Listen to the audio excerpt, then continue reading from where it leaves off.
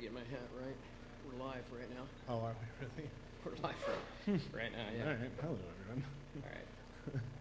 All right. Hey, everybody. Welcome to the Tipsy Tagalongs podcast. Thanks, everybody, for joining us. We are on the web right now, live, broadcasting live. So today we are sponsored by Kennett Brewing Company and Journey More Often. To my left is Matt Smith, my cohort in crime. Nice to be here. Nice to be here. So this is our third broadcast. Third broadcast. broadcast. Unfortunately, Matt couldn't be at the last one at 1723 because he was vacationing. Good for him. We're doing the 2 month or the 6 month old travel around the country, see the family thing. Yeah, show off the new one. Show off the new one. Yeah. We went out and visited rather than them come to us. So it was good. It was nice. It was a nice solid 10 days off. Yeah. It was crazy. That's always fun. Yeah. Weird to be off that long. Yeah, so today we decided to join you guys to do a couple of things. Not only do we want to feature the Kennett Brewing Company beer, because they have great beer, by the way. Yeah. I've always loved their beer and enjoy it whenever I'm here. But they also, we also want to talk about how to taste beer, because a lot of people don't even think about it. True. They're like, oh, I'm just chugging away, or hey, it's I like it, I'm just going to do it. I tend to fall into that category most of the time. I think most of us do, to be honest with you. I think so.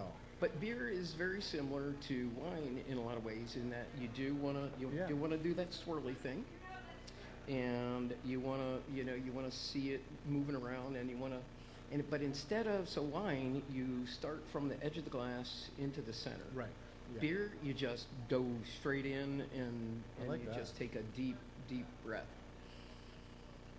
This one that we're checking out right now is the Colonial Spruce Ale, and it's a historic recipe. Some of these recipes are pretty fun because one of them actually came from the archives in London. Some guy had found these in the archives in London and decided to post them up on the web. So based on that, they became public domain. Yeah, I know there was a few of the founding fathers actually in Philly that had their own specific ales as well. Yes, and I believe this one is that. I think the Colonial Spruce Ale was, and we'll find out later because we're going to be joined. Oh, here we are. We're going to be joined today, and we'll talk about Colonial Spruce Ale. Just have a seat, throw the headphones on so you can make sure that. Started. Without spilling beer, I assume. No, no spillage yet. No party fouls. No, not yet. Can you hear yourself? You can hear us, right? Yeah, There you go. Yes, I can hear everything. All right, you have a great. That's a great radio voice. Really is. Yeah, you can feel free to move the mic closer to yourself. So let's talk about this Colonial Spruce Ale and what went into it, and how how did you get it to react the way it does, to smell and taste the way it does? Well, this is an interesting beer in that I've never made this before. This is the only time, and this was a request from some of the battlefield historical people around the area at Brandywine and Paoli and all those kind of places. And they have a guy who does Colonial Spruce Ale in the old-fashioned way, wooden tubs and all that kind of stuff. Wow, that's intense. And when I had his version of it, I thought it was palatable, but it was very bitter and very cloudy, and not much of a drinker. Okay. But one of the things about this beer is it was originally formulated to prevent skirting. Wow. It has my particular batch has about 6 pounds of spruce tips and about 6.5 pounds of red cedar, eastern red cedar leaves that I pulled off a tree out in the yard. Okay. And of course, I was very unsure about the proportions on this thing, because they say the spruce tips and the cedar also provide bitterness. So I had to guess at how much hop. Yeah. And I didn't want something overly bitter like the other guys. And somehow I nailed it. I lucked out. It's very drinkable. And you kept the recipe so that it's reproducible. So now you have the Colonial Spruce recipe. Yes. Now the only thing I didn't like about it was spruce tips I got out of Colorado, and they were a little bit expensive, but you know, so what? No, I'll tell you, this is the second spruce ale I've had ever. The first one I didn't make it through the entire glass. It was not enjoyable. It was like you said, it was very bitter. It was almost undrinkable. Yeah. There were some people around me that liked it, but I was not a fan. This is so much better. Yeah, I was really happy when I first That's sampled it. delicious. I thought I lucked out, and you know, I'd rather be lucky than good. Yeah, It's true. right. Yeah, Yeah. so it's always good, Yeah. and it's warming up well as well. So I'm really enjoying that. Yeah, that is not bad. No, it's very good. Not bad at all.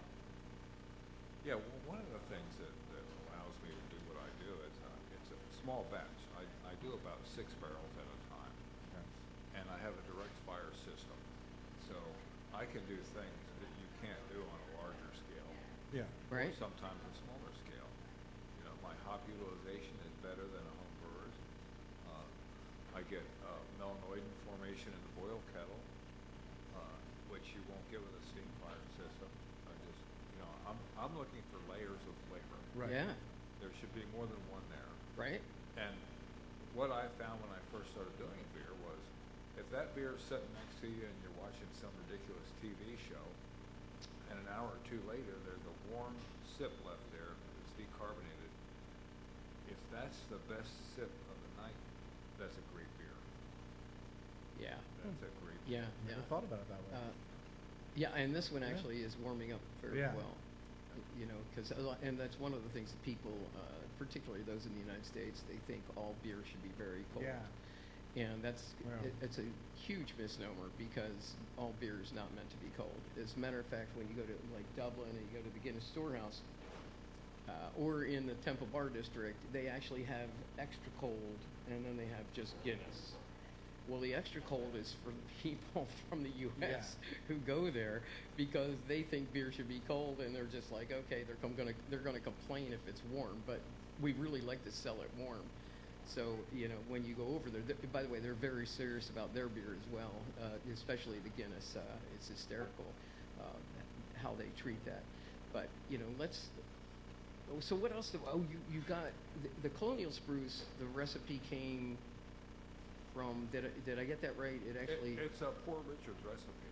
okay, Got it. yeah, so it's a, Franklin. You Benjamin Franklin. And the Old Speckled George is actually a Poor Richard's ale. Gotcha. Okay. Now, of course, their ingredients were slightly different back then. Yeah. But I can approximate them pretty well. right, You know. right. It's not exact, but it's by no means out of the ballpark. Well, Right. But beer it's an iterative process. You just keep tinkering until you get Yeah. the right consistency, the right flavor, and in your case, you like to have flavors on flavors, which is, you know, it's one of the things that makes a great beer.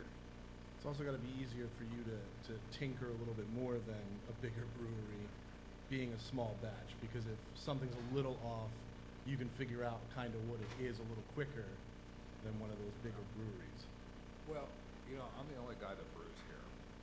And I've got maybe 10,000 or more batches under my belt. And so it's just like a chef, Yeah, when he considers maybe changing one of his recipes and adds a different proportion of an ingredient Right. or a different ingredient, he has an idea where it's going to go. Right. exactly. Right. Exactly. Yeah. Yeah, once you've done that many. Yeah. Yeah, Yeah. you definitely have an idea.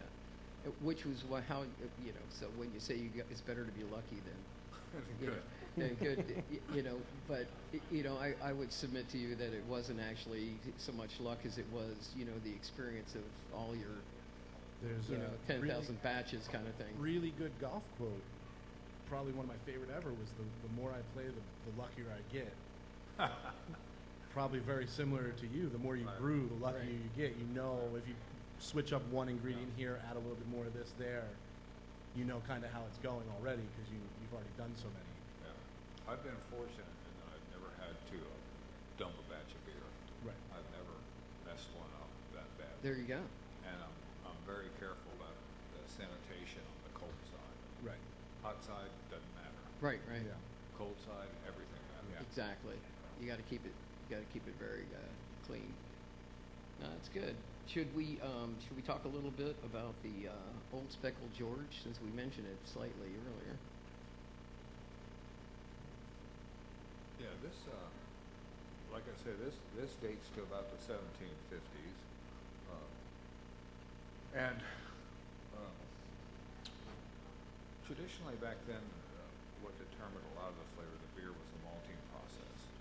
You know, until they figured out how to use coke, you know, coal has been turned Right. into more or less a charcoal. They didn't have they couldn't make a pale malt.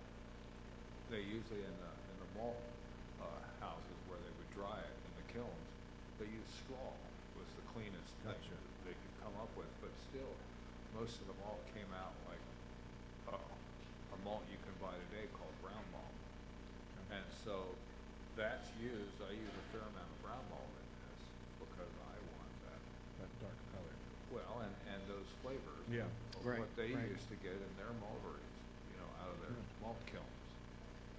So that best replicates what they had available back in the 1700s. It's as close as you can get. I assume that if I wanted to be exact, I would add a little smoke of some kind. Right. You know, and Yeah. in this country, it would probably be oak. Okay. Yeah. And you said the last one, the idea came from one of the battlefield reenactors. But where'd the idea for this one? Where was the idea for making this type of beer coming from? Well, the reenactors, you know, September 10th is the anniversary of the occupation of Kennett when the British troops were here in Kennett. And so every year we have a little event. And so maybe 5 or 6 years ago, I dug up this recipe. I figured I should have something, you know, all current. Right. Yeah. And this I found was the most interesting looking recipe, and I didn't have to go out in the yard and pull any leaves off trees. It's always Yeah. a positive. I hear you there, yeah. Yeah, there's something to be said for that. Although being outside's nice once in a while, but that's pretty good. So, and you know, it's the actual process is a little different as well because you you have different equipment that's available versus back in the day it was more basic, if you will, and you're able to. I know with wine, I'm pretty sure it's the same with beer. You're looking at the environment that the beer is in. So you're looking at temperature. You're looking at what the chemicals and how the breakdown. So you almost have to be a chemist, I think, in some ways. Well, it always helps to know what you're doing, and I try to avoid chemicals as much as I can. I use them in cleaning, but I really don't use them in brewing. Right. My final sanitization of my cold side is all done with ozone. So I should have prefaced the whole chemical thing, not because I actually did know that you're very light on that scenario. The chemical thing, I should have said more. It's a lab thing. You're using the lab to see what the beer is doing at on any given day, kind of thing. And then you also can follow it through the process. Yeah. And whereas before you put the plug in. You waited through, just crossed off the days in the calendar and then opened it up at a certain day, and that was what you got. Yeah. But now you can actually, you can actually check it on a regular basis, and like you said, once you're doing that and that process and you're familiar with it, you know how it's going to turn out. So you know when the best day is to actually, okay, we're done now. It's ready. Yeah, the ingredients, of course, are an important part, but that's only, depending on the beer, on some beers, that's only half of it. Your process is just as important. And in that line, the English are probably the most advanced. The English, they were brewing on an industrial scale, back in the 1750s. Right. The London brewers were producing maybe 4 million barrels of beer. And all of continental Europe was producing maybe 80,000. Wow. So these guys, they knew what they were doing. Cranking it out. Yeah. Yeah. They were cranking that thing. Wow, that's impressive. Yeah.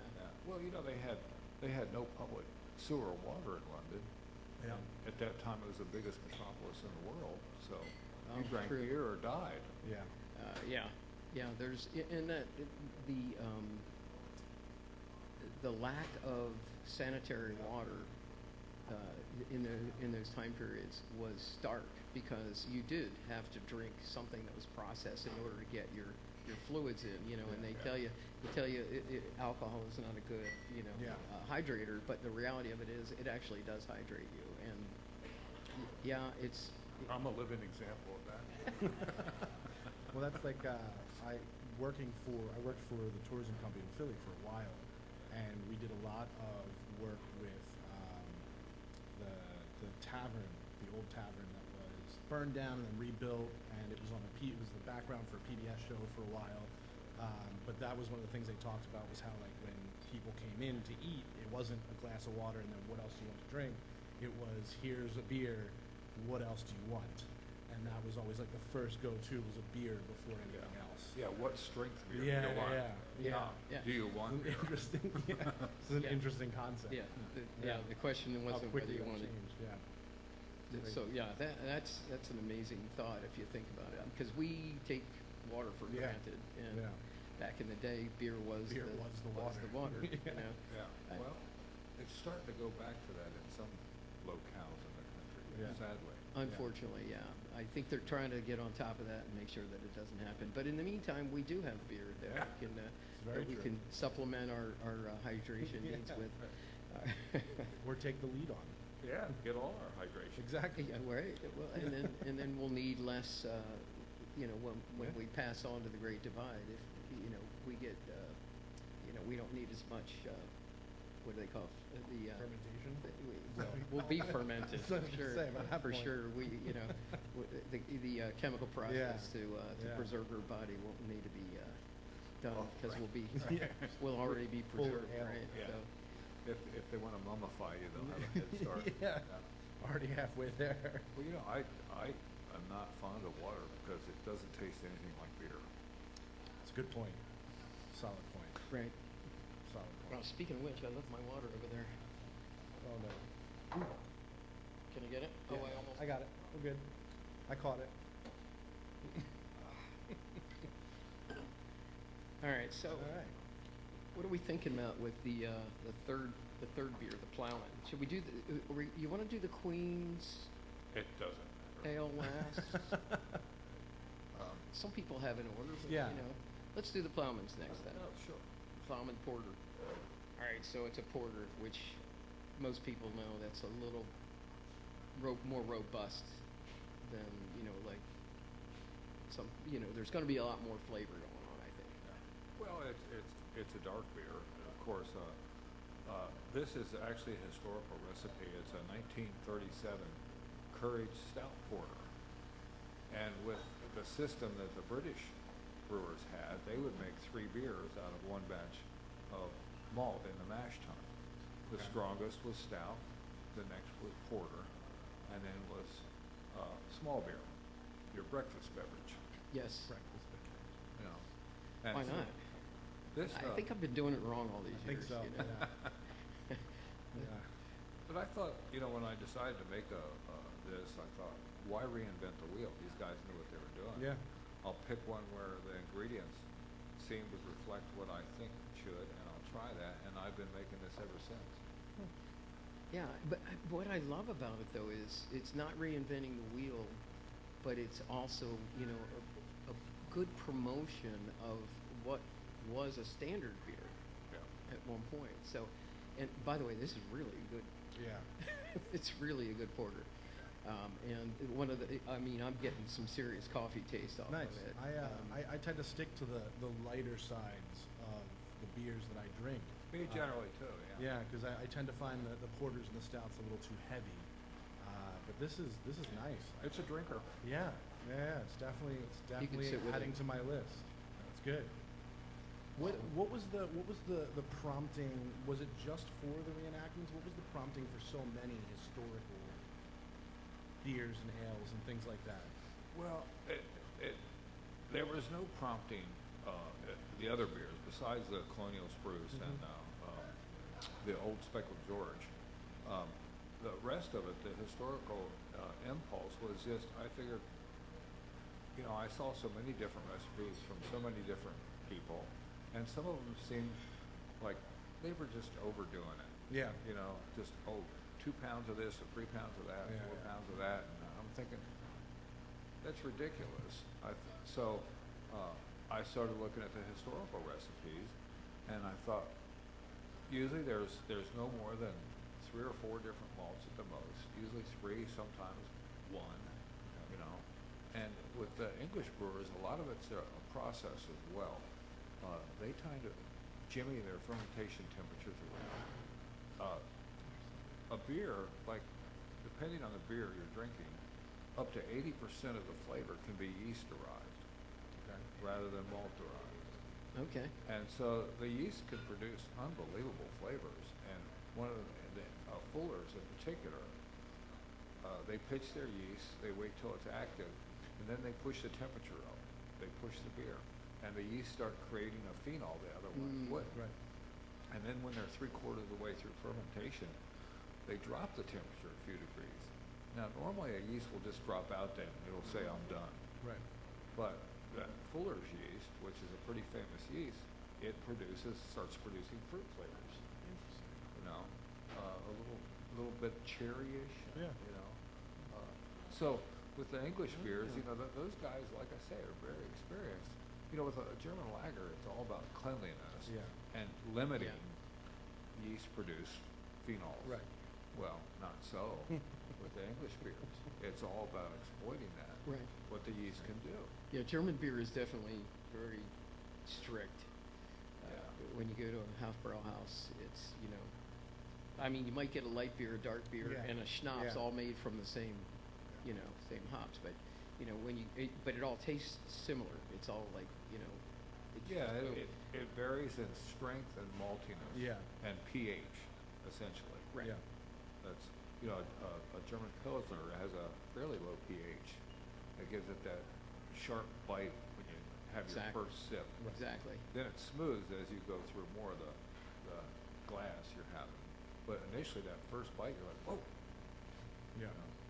Yeah, exactly. It does get smoother because, I mean, some of it you get used to it, but on the other hand, it's, you know, you really do want it to warm up a bit. And, you know, one of the things that we haven't talked about, you know, we've talked about, okay, you're gonna smell the wine, but then, you know, when you also taste the wine, you're gonna wanna taste what it tastes like, then the finish. So when you're done, you know, breathe in and experience what it feels like once it's down your throat, because there is another aroma, it's another taste, it's available. Now, obviously, if you're drinking a pint, you're not going to be, you know, you're just, you know, you're there for the evening kind of thing. But if you're tasting, that's what you want to do, because that way you get to understand the entire beer and what's in it. And everybody experiences differently, obviously, but you want to be able to do that. You want to be able to look at it and go, okay, it smells like this, and then when you put it in your mouth, it smells differently, and then when you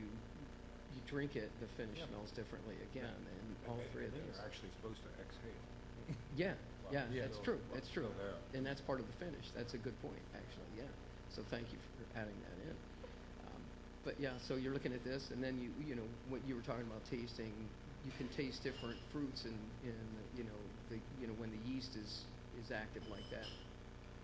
This one has the coffee. So where does the coffee taste come from? You got me. It's just- Because you didn't add coffee in it. There is Some no people coffee. actually do. Yeah, You know, I'm the kind of beer guy that I don't put Pop-Tarts or breakfast cereal. I like to put beer in my beer. All right.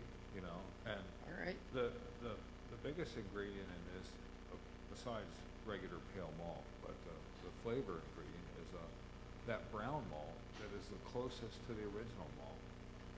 And not to blather on too much, but you know, everyone's about IPAs. Well, only maybe a third of the beer that went to India was a pale ale. The officers drank that. The majority that went over there was porter. The Really? enlisted men drank porter. 3/4 of it that went over there was porter, a robust porter, a hoppier porter. Interesting how that works. Yeah. And mostly made by the Scottish brewers. Their business was export. Gotcha. When the British Empire went down the tubes, the Scottish brewers in trouble because they didn't have 10 million people living within a few miles Right. to sell to. It didn't hurt the London brewers, Right. but Yeah. the Scottish brewers, it really hurt them. Yeah, that makes a lot of sense. Oh, that's some interesting history right Yeah. there. Oh, I'm full of it. We love hearing it Yeah. for sure. You know, that's a whole part of the experience here with the podcast. We want to know all about what's happening, what's going on, and to give us history about where we're at. You know, we talked about in the American Wine Journey podcast series, we talked about how Ben Franklin brought wine over and started one of the first wineries in the country, but he also had influence with beer as well. Oh, yeah. And I mean, I think he had his hands in almost everything, but in particular, A friend of mine does alcoholic beverages. A friend of mine does a historic BYOB trolley tour through the city, and his joke is that 9 out of 10 answers to the questions in regards to Philly history is Ben Franklin. Yeah. I don't doubt that. I So, don't doubt that. yeah. Because he did. Yeah, he was in on everything. Well, and it was a great time that he lived in too, because it was kind of the beginning of science. Yeah. It was the Right. beginning of industry. It was Exactly. all that. The printing press, the loom. Yeah. There was so much going on. There was, yeah. Electricity. It was Yeah. the beginning of a lot of things, I think. in those years, and so we get the benefit of that now. And Yeah. Technology's moving faster than you think it is, but it's still moving. So back when we were, well, I don't know, Matt, back when you were born, were there laptop computers? No, we didn't have laptops.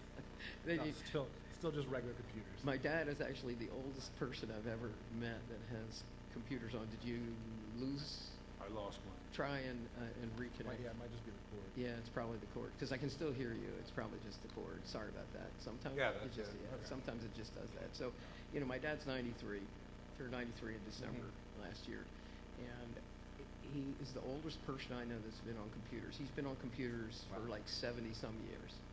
All right, and I had a conversation with him last year. He was talking about his television service and how it wasn't really as clear as he wanted it to be. And I'm like, Dad, if you just get internet, that'd be okay. And he's like, why would I get internet when I can run my TV off the hotspot of my phone? And I'm like, okay, Good for him. we're done that Good for him. conversation. It's like drops the mic and kind of Impressive. thing. My parents are a lot younger and still don't even know how to use most technology. So good for him. That's impressive. Yeah. So with that little diversion, let's hit up the Queen's Ale, which is, I think you said earlier, it's your favorite. That's the one I make for myself. Though that's what you said. That's right. And there's more process to that one than any of the other beers. And when I started brewing beer, it took me about 4 years till I got an English bitter I thought I could put up in a contest in England and do well with. It's the most difficult style, and I don't think they're done well very often. And So what is it that makes it more difficult to do? I mean, not just the bitterness, but what is it that how to structure the beer when you're Well, I do that Fuller's fermentation temperature profile thing with it, and there's not a lot of fruit flavor in here, but it does make a difference that, if sometimes you have to know what's there to find it. Otherwise, you're just like, well, I really like this, but I can't break it down. Right. And in this case, there's a secret ingredient. The British at various times were pretty broke, and so they had some of their ingredient usage mandated by taxation. And at one point, they tried to get around they were taxing malt, so they started using a lot of sugar. And then they started Right. taxing the sugar, so then they used more malt, or they used flaked grains, anything to get away from excess taxation. Right. But they tend to use a lot of sugars in their beers traditionally. And this one, they use invert sugar, and invert sugar is basically regular sucrose that through the process of hydrolysis is turned into fructose and glucose. And it's 4 times sweeter than sugar, but of course the yeast, there's no sweetness left by the time the yeast is done with it. But number one invert sugar is a lot like corn syrup, except it's made with sugar, not corn sugar. And then there's number 2, number 3, and number 5. And number 5 is pretty close to molasses. Right. So I can't get the sugar I need to make this beer here unless I would buy a container full of it. Oh. Which would take me a while to go through. Yeah, that would be fun. Yeah. So instead I make it, it takes about 10 hours. Wait, you make your own? I make my own number 3 invert sugar Okay. for this beer. So it And- takes 10 and hours people- to do that? Well, I'm not sitting there watching it the Right, whole no, time. yeah.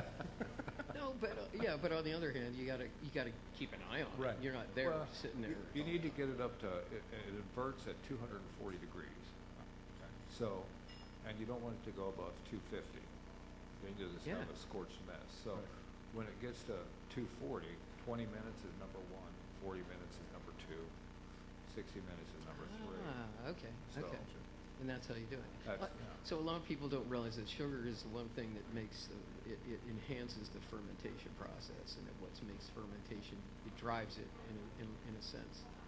Well, Um, I'm not sure you could say that. I mean, the yeast drive the fermentation, and the yeast can't metabolize sucrose, so they'll manufacture an enzyme to convert it Okay. to glucose and sucrose.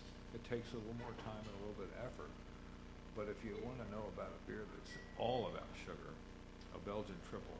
Right. When you make a Belgian triple, you start the fermentation, and then you just keep feeding it sugar until it gets to 11 or 12%. And then you carbonate the crap out of it to give it some body. Right. It Yeah, wouldn't okay. have any So body. that's what I should have said, is that the sugar actually drives the alcohol percentage. That's what it does. That's what I Yeah. should have said, and that was me. Ignore the previous statement. Only go with the alcohol content. Well, I can be a little pedantic, I apologize. Oh, no, not at all, not at all. This is a learning episode for everybody, so, and it's great to have such good beer to sip as we go. I can understand too why you would make this one for you. This is, it's like the perfect beer. It's really smooth, actually. Well, a lot of people think that an English bitter means it's bitter. No. That's not what it means at all. Right. You know. It's the name, but. Yeah, it's just the name. And this particular recipe is a 1953 Kennett's Coronation Ale. This was made for Queen Elizabeth when she was coronated. Wow. And so when she died, God rest the Queen, I thought, well, should I be renaming this to, King Charlie beer or King beer? And I thought, no, I really like to. Yeah. Yeah. Can't say the same. She seemed like a very nice queen. Yeah. The greatest thing she did was what she didn't do. She knew Yeah. how to behave. Yeah. Yeah. She did do that well, and she was very stately and elegant. Yeah. So she was the queen's queen, so to speak. But yeah, so I wouldn't rename it. No. I wouldn't. No. It's Plus, I mean, it was made for it was her. made in honor of her, Yeah, and yeah. it will stay that way here. Yeah. Yeah, absolutely. sense. So now, is this going to be a standard? Because some beers you keep as a standard, right? And then other Yes. ones you fluctuate back and Well, forth. there's only 2 or 3 that I fluctuate according to season. Certain beers you have to have, or you get complaints. AKA the best sellers. Well, yes. Yeah, which doesn't hurt either, right? So No. if you got to get complaints, at least they're buying it. Yeah. Yeah. But I hear you. Well, I'm not in business to make beer. I'm in business to sell beer. Right. So whatever you like, that's what I'll make. I like that philosophy because in order to sell beer, you have to make beer. So, but the reality of it is, I've been here a few times. I know some people in the audience here, or in the bar, I should say. But when you come here, you come here for a good beer. That's the whole. Yeah. It's the whole thing. You're not. There's occasionally good music too. There is. And the food is always Yeah, great. But I know of a good band or two that's played here. So. But yeah, it's you've got good music, good beer. It's a good experience, and that we talked a little bit about that earlier. Is that the experience actually? It's strange how that happens, but the experience that you have in an establishment like this can actually change the beer. So if you take the same beer and you take it home, it might not taste the same, only because the experience enhances the taste of the beer. And you're still going to enjoy it if you take it home. The same concept as nostalgia affecting the taste of something as well. Yeah, Right. So some of that is psychosomatic, but on the other hand, it's real and it happens. But you come here and you get good beer, and it's a good experience. well, my hope is that you feel better after you've been in here than when you came in. It's the experience. That's And that's right. That's key to what we do, and we have a wonderful staff here. Nobody is a problem. It's just we try to have a good time. Well, that's pretty obvious, actually, since every time that I've come here, it's very much so. Everybody seems to, just enjoy their work, if you will, and so it makes the patron feel much better about their experience, and so it definitely offers a lot. Yeah. So now we've been through 4 of these now, which they're all very good. But if someone's coming in for the first time, no idea what Kennett Brewing is, what would be your recommendation to them? Well, we get that quite a bit. We always ask them, what kind of beer do you like? Okay. And if they say something along the line of a Coors Light or something like that, well, we give them a lager. Okay. And then other Right. people will say, I really like IPAs. And I'll say, well, I have just the thing for you. Right. And some people say, I like dark beers. And I say, well, I'm more than happy to give you a porter. Usually, people do have an idea of, Right. it's not their first time they've ever had a beer. Right. Right. But I didn't really like beer until I was probably almost 50 years old. And our daughter was going to Lehigh. We went to Bethlehem Brew Works. And I had Fagley's ESB. And that's the first time I had a beer and I thought, that's a great beer. I really like that. Up till then, it was Budweiser, Genesee, Yeah. Right. all the old standards. No, Yeah. We won't talk about. Yeah, but we like supporting local brewers because they take beer, a little bit more seriously, if you will, and so the product has a lot more care and love put into it than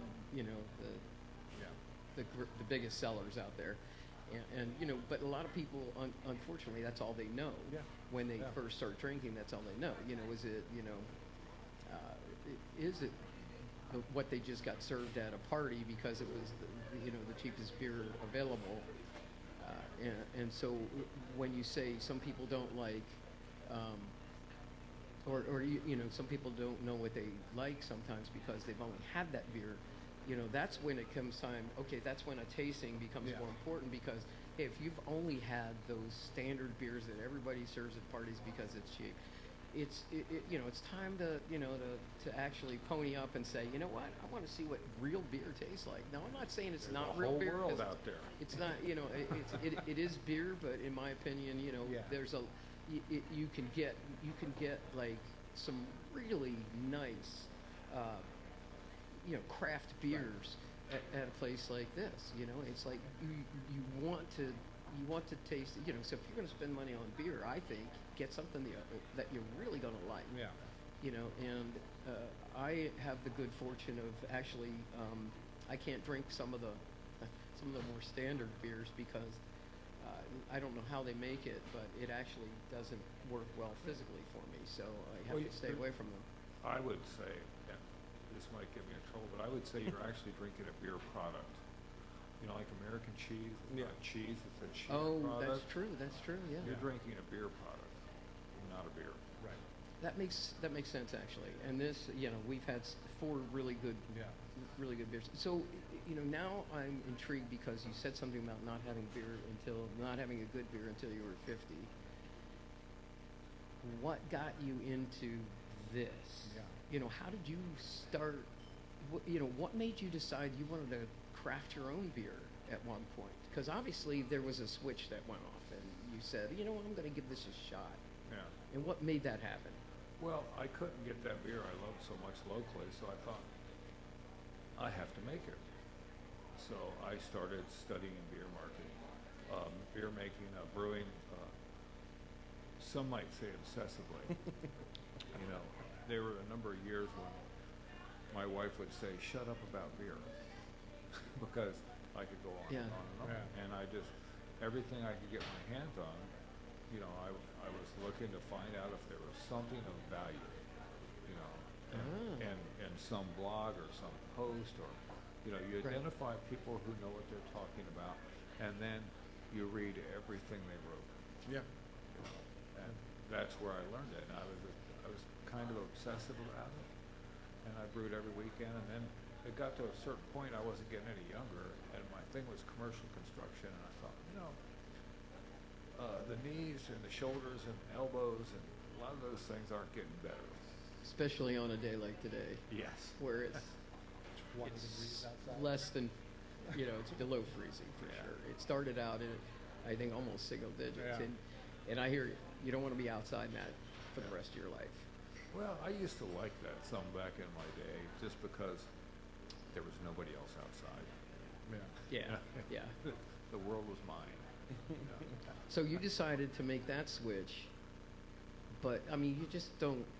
It's not like a light where you just flip the switch, right? You have to structure it so that you can actually work the process. You know? A lot of people that had my beer back when I was homebrewing talked about, you know, we should do something in Nottingham. We should do something, you know, here or there. I mean, I got a lot of people who thought, you know, that I had what it took to make a successful brewery, and at a certain point, I just thought, well, you know, I'm going to give it a shot. You know, I'm going to look for a spot, you know, and then like with this place, with help, I built all of it. You know, everything, this table, everything in here. Oh, you built the table? Yeah. Oh, cool. You know, the copper bar. You know, I did a lot of copper work. That copper was pretty sweet. I really do love that. Yeah. I do. You know, everything in here comes from my experience in some way or another. You know, and it was a lot of fun getting up and running. It's been challenging since COVID. It's still fun, but it's unpredictable. Yeah. I would see how that could be possible. Aside from just being available, what prompted Kennett Square as the spot for the brewery? Well, I felt that the demographic out our way, Oxford, Nottingham, Rising Sun, wasn't quite right. Maybe for illicit drug production. But not a career you wanted to get into. No, I like to stay above board. So I thought this was about the furthest west I could go and still have a demographic. Right. Well, there's support. There's a really good demographic here. I mean, around the Kennett area and east, you've got Delco, of course, Delaware County for anybody who's not familiar with that, but Delaware County is east, and a lot of people do move in this direction. Yeah. Matt, you live in Philly. Yeah. So people come out this way, but you're right. I mean, to go out to Oxford, which by the way is where we actually met. Yep. We met at Wayvine, and that's how Tipsy Tagalongs got created. Yeah. But it's people do go out there, but it's not as easy as it is obviously coming here. And plus, the whole changeover of Kennett Square has helped a little, as far as the demographics and getting more people in it's a very walkable borough. I mean, it's an amazingly walkable borough. I'm pretty sure that there's somebody over there at a table that walked here instead of drove.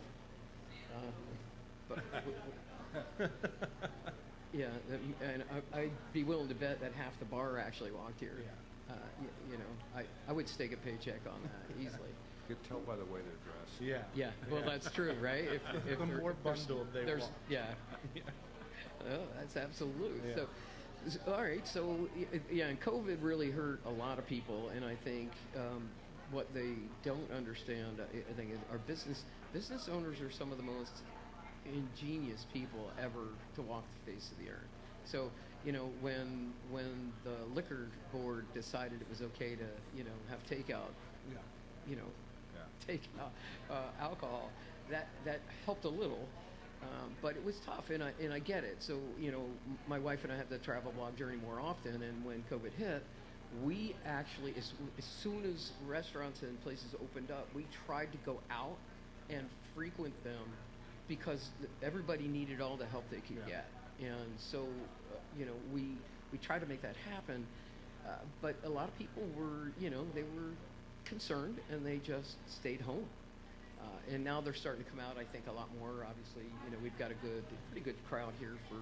But on the other hand, you gotta business owners don't understand that. It's also hard when you're building something that people expect an experience or looking for the experience to then switch to takeout or delivery versus people coming into a location. It makes it really difficult to get that same experience. Well, I think that a whole generation has been marked by this. Yeah. And you won't see a return to what we thought of as normal behavior for maybe a generation. Yeah. Exactly. Exactly. But I will tell you, I love the way the place is laid out. So you did a great job with that. So it is inviting. I love the whole. It's like crazy if you're looking at the mural on the wall there. The atmosphere is almost speakeasy-esque. When you walk down, to come in the front door versus the side door, it still makes you feel like you're coming in almost like a speakeasy. So there's that aspect of it, but it has all the good stuff, so you don't have to worry about or getting busted any minute. Yeah. But you don't need a password to get because thankfully you switched to beer instead of illicit drugs in Oxford. Well, I just didn't think that was the way to go at all, even though that would probably be very popular in certain areas down that way. Regardless of the profit margin in illicit drugs, it does come with its downsides. Yes. And there are probably many people that could tell you that. And we're not advocating that at all. And as a matter of fact, we're also advocating drinking responsibly. This is our little plug here. We want to make sure that people drink responsibly, and tasting, that helps you drink responsibly because you're actually determining what you're drinking and figuring out what you're drinking, and it slows you down. So, but the key is go somewhere that you like to drink. If you want to have a good beer, go to a local craft brewery like Kennett Brewing Company, because that's where you're going to find it, because you get the most, you're talking 10,000 batches. That's a lot of experience putting different, craft beers together, and, you've experimented a lot, and you've never had a batch that you've had to throw away. That's impressive, actually. The number is 10,000 and oh. Yeah. I mean, that's a pretty good. Yeah. I would probably waste the first 4 of mine. At least. Well, I came close to dumping one, and it was a pale ale, and it was the first beer I brewed on the system, and it was too bitter. Well, fortunately, we didn't open for another 4 months, and it was clean, so there was no infection to take hold. And in those 4 months, the bitterness dropped out, and it was a great beer. Nice. But that's the one that almost went. You were sweating it out a little bit. Yeah. Okay. Well, that. But that's all part of you, and you did. You got fortunate that you were able to hold on to it that long. And it didn't have to. You didn't have to waste it in order to start something new to get ready. And that's also good because then then you've got all this beer that you can that people are going to like. Plus, it's a story. If someone likes the beer, there's more backstory to that pale ale specifically than there might be to buying a can of Budweiser or something like that. Well, it would have been heartbreaking to put 170 gallons down the drain. I don't know if I would have recovered. Right? It's a lot of beer. It's a lot of beer. You can only drink so much of that yourself, right? Although you can give it a good shot at it. You can give it a good try. But hey, definitely appreciate your being here with us. We thank you. I need to get back to work. Yeah. It's been fun. Yeah. Thanks. Great. Thanks. Thanks so much for hanging out with us. And just to let you know, we'll actually be at the Winterfest in 3 weeks. Oh. Which I believe you're on the docket for that as well, right? Oh, I always am. I have been for like... Right? Since it started, I'm pretty sure. It's like a command performance. If you're a brewery in Kennett, you got to be at the Kennett Winterfest. I mean, that's the way that works. I have no idea what I'll take down there. That's always a question. Well, that'll be exciting. Yeah. So when we're down there, fun to see. we'll actually see what you did take down there. It'll be interesting. I usually try to have something that's not well represented there, Gotcha. but it's just a guess. Yeah. It's just Well, yeah, because you don't know who's showing up. No. I mean, there's some regulars who show up, but then there's a whole bunch of other people who, and you have no idea who's coming. yeah. You have no idea. So it's like, do I take this? Do I take that? Yeah, what's the latest trend? Is it sours? Is it gozers? Is it porters? Is it what is it? You never know. I rarely get out of this place. So what's happening out in the big world? I have no idea. Well, I can tell you this: not getting out into the big world has definitely served you well here because we've enjoyed the beer here today, and we appreciate your allowing us to come sit and hang out with you. Take up a whole table. And talk to you a little bit. We wish you well in the future, and hopefully, at some point in the future, maybe we'll even drop back and have 4 that we didn't have before, and we can continue to promote you at some point. Sure. So, thanks a lot. Well, thanks so much. It was fun. And wait, just for the group, for everybody watching, can you introduce yourself real quick? I'm Mark Osbourne. I make the beer. From the source right there. Thanks, Mark. I appreciate that very much. And have a great day. So, all right, we're talking about that, and I think we're pretty well locked in, right? Yeah. So, hey everybody, thanks for hanging out with us. This has been Tipsy Tagalongs, our second on site. Second on site. And we did a wine tasting full team. 2 weeks ago. Got the full team, Matt and I. Full team. Matt Smith and I, and then we'll be, as you heard just a few seconds ago, we're going to be at the Kennett Winterfest in about 3 weeks. 3 weeks, yep. So we'll be actually going live. It's a 4-hour event. Yep. We're going to be going all around there. Yep. So it's gonna be a lot of fun. We're also in April 1st. Not April Fools, but April 1st. We're going to be doing a 3 winery wine tasting. Yep. And we'll let you know what that's going to be shortly. We haven't decided yet. And in March, we're going to probably hit up. We're hoping to hit up. We're going to do something in the city, hopefully. We're hoping to do something in the city. Potentially in the city.